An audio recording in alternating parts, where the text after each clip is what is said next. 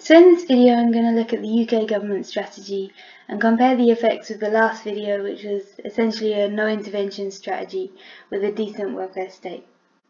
So I'm using the same model again as last time, but this time we'll introduce the government strategy, which was to keep the link between businesses and workers by bailing out 80% of wages using the furlough scheme here, and giving loans to cover other fixed costs here.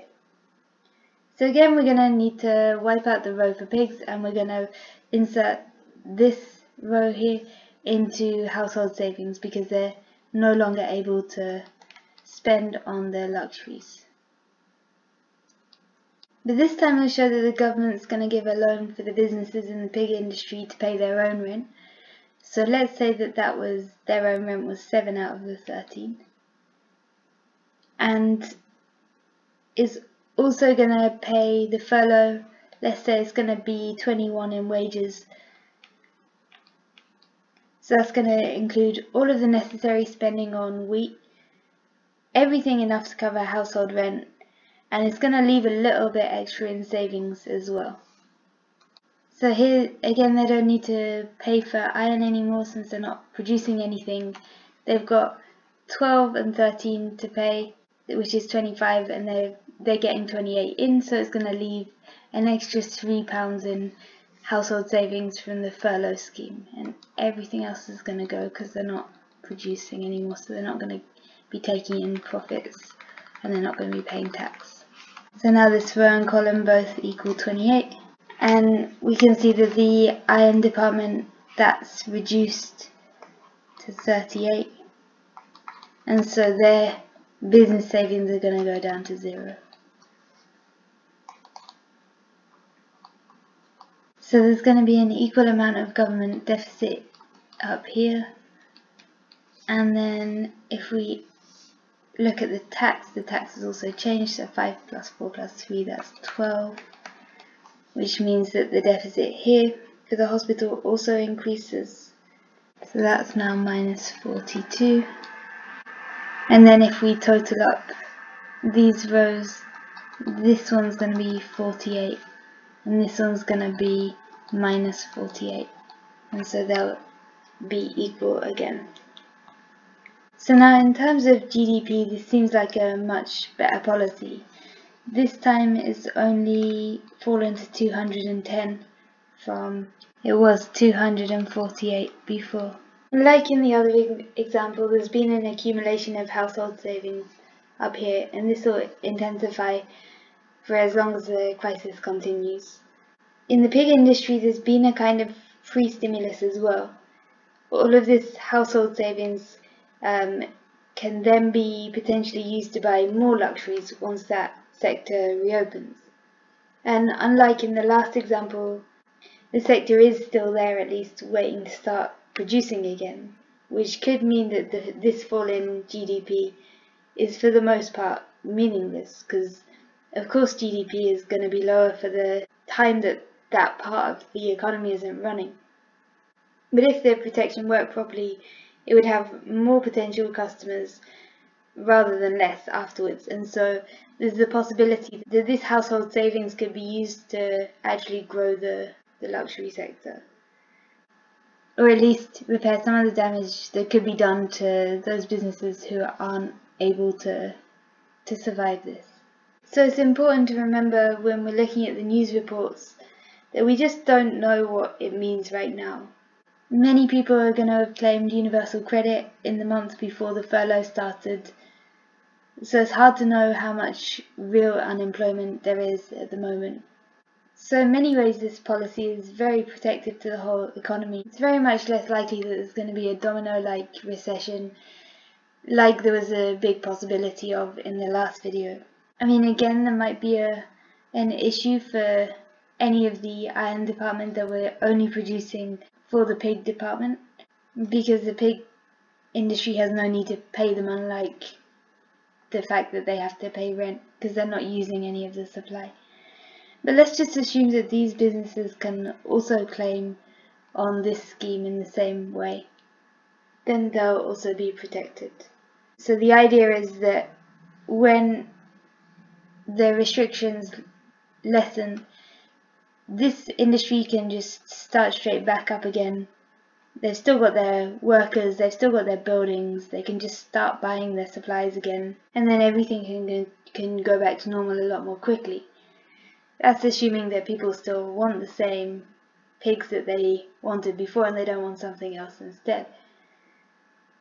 In real life, things are much more messy. So there was a lag of a month between the announcement of their policies and their beginning to be implemented, and in that time some of the luxury sector did go into administration. Some businesses chose not to furlough their workers, or they couldn't because they were still getting some work in, and the furlough demanded that they didn't work at all. And there's always those people and businesses who fall through the gaps between policies and really struggle. But hopefully at the least the broad effect will have been protective of this sector in general. One characteristic of this scheme is the increase in the government deficit. So it was 37 before, and now it's 70. That's a bigger increase than there was in the last video. In the last video, it only went up to 60. But contrary to the last example, this rent industry is not affected at all. In the last video, the rent sector took some of the fall in terms of a drop in profits because the government weren't paying the whole wage of the people who were made unemployed. Here all of the rent is paid, it's made sure that it's being paid for by the government, and so they don't suffer at all. And so landlords are as protected as possible from the effects of COVID. So if we want to track where the money ends up, that the government is paying to the pig industry, all we do is we look at where their inputs are. And so 12 is going to end up in the wheat industry, 13 is going to end up in the rent industry, and 3 is going to end up in household savings, and eventually wherever that money is spent afterwards. So although it looks like the government is propping up the luxury sector, actually they're propping up the wheat sector and the rent sector as well. And because the government has only loaned the money to pay the rent in the pig sector, once that's paid back, it ends up as a direct transfer from the pig sector to the landlords. And so although landlords haven't increased in profit in absolute terms, they have been fully protected and they have strengthened as a class relative to the pig sector. So there is an effect on the distribution of wealth in society. Some of their business savings have been actually lost and transferred to the rent sector. So this, along with the extra savings of the rich households up here, also signals a possibility of a housing boom. And although in this case there's still a luxury sector to spend money in, there were likely to be low interest rates and also possibly inflation, and this, along with the stronger position of most of the other households and the landlords, it gives an indicator that it could happen. This tracking through the money of the system is why there can be no separation of politics from economics. So every macroeconomic decision is also a political decision, because it's not only where the money is originally given, but also where it ends up. It can mean changes to the structure of wealth and the relative economic power of each particular sector. No policy is neutral in this sense, and this signals something about the justice of the structure of society in general, and its recognition requires that decisions are made using a democratic structure. So supposing that rather than loaning the pig industry the money, the government instead gave the pig industry this money and raised the tax on the richest landlords the same amount as would be the fixed cost from here, so 13. So the tax on the richest landlord is now going to be 18, and this is now going to be 6 because they're paying more tax. This tax is now going to be 25, and so that means that the hospital can now go back to 29, so we're lowering the deficit, and this column is still 48. So now the deficit is going to be minus 57.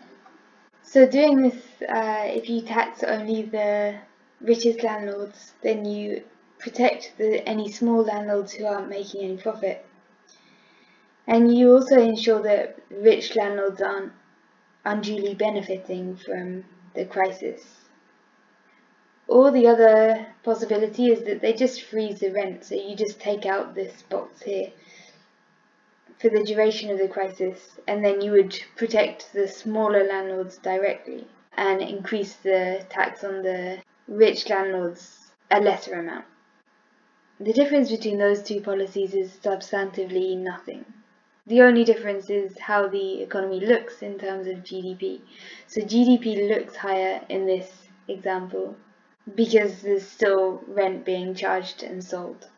However, there wouldn't be a difference between the household savings and business savings that the landlords accrue as a whole between the rent freeze and the tax policy. So this is another reason that GDP isn't a good marker to signal the health of the economy, at least when it includes non-productive sectors. But the politics of either freezing rent or raising tax to capture back the money that's been spent by the government and ends up in the rent sector are qualitatively different though, and both are incredibly difficult politically to achieve. The landlords and other businesses like Amazon that have done well in the crisis, they're not going to want their taxes to be raised and all of those extra profits to be captured. This means that ultimately it's probably the hospital sector that gets squeezed again, and other public services, and it will have a proportionally higher impact on the people on the lower wages who are mainly working for wheat and rent.